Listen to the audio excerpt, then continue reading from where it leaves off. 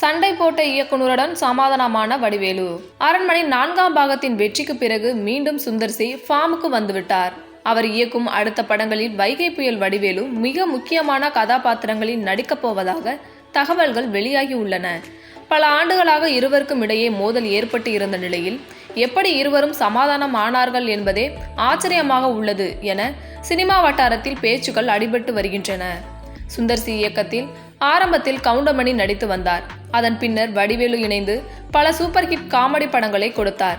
சுந்தர் சிக்கும் வடிவேலுக்கும் இடையே மோதல் ஏற்பட்ட பின்னர்தான் விவேக் மற்றும் சந்தானத்துடன் சுந்தர் சி டிராவல் செய்தார்.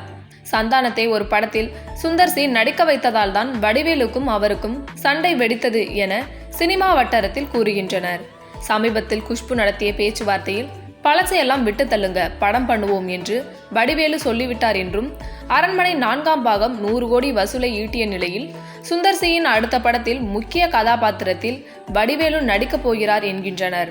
கண்டிப்பாக காமெடி இருக்கும் என்றும், ஆனால் அதையும் தாண்டி ஒரு விஷயத்தை வடிவேலுவை வைத்து சுந்தர் சி செய்ய போவதாக கூறுகின்றனர்.